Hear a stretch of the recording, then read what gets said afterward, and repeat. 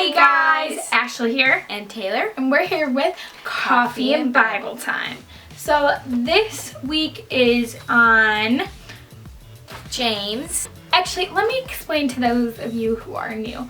Me and my sister do Christian Bible study videos weekly this summer, and we are doing a study on James. So if you're new here, we'll have our old videos linked down below. And definitely hit that subscribe button if you like what you see.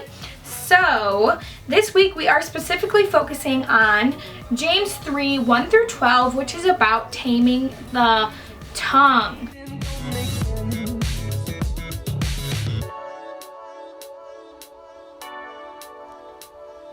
And I'm not in control. James is writing James 3, 1 through 12 as a warning About the tongue. About the tongue. He gives 3 word pictures, as we like to call it, or analogies, that shows just how powerful the tongue is, even though it's small. So the 3 word analogies are one, that in order to control a horse, you put a bit in its mouth, which is like a metal thing that you put in its mouth to like make it go certain ways, like left, right, forward, back. And it controls, this little thing of metal controls the whole animal. Another picture he shows us is that a large ship is controlled by a small rudder, by like one man controlling a ship by like a small rudder, but it's this big ship, and one little thing can control the whole ship. And then the third picture he shows us is how a forest fire happens by one little spark, and one little start of the fire gets huge.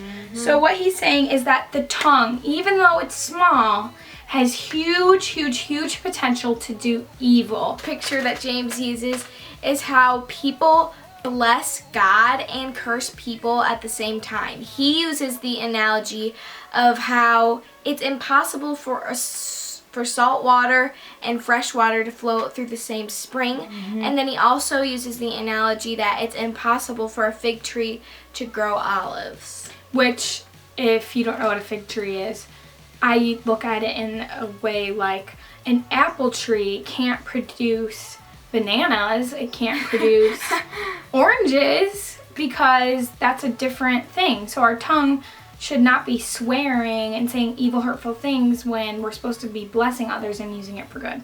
And he even says that the tongue corrupts the whole person, sets the whole course of his life on fire, and is itself set on fire by hell. Yeah, my study notes say it is a world of evil ignited by hell itself. Yeah, so that's his warning. But now we're going to get into why we need to strive to tame the tongue.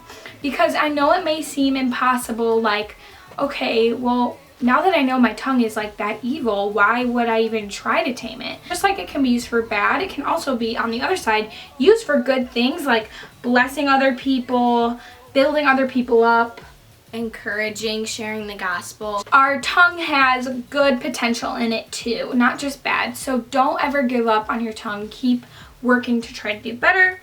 And our next point is, so now we are going to be talking about how you can tame your tongue. 3 steps on how you can tame your tongue. And what we're going to tell you to do is to focus not on the tongue itself, but on your heart.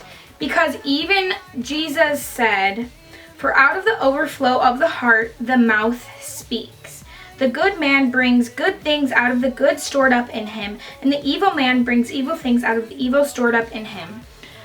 So that is from Matthew 12:34b through 35.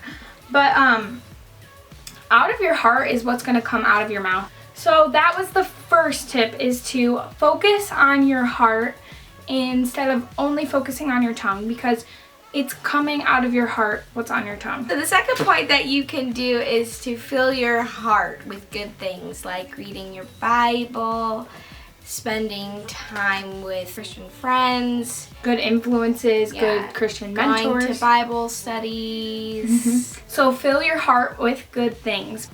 because what you're putting in will ultimately lead to what you're getting out.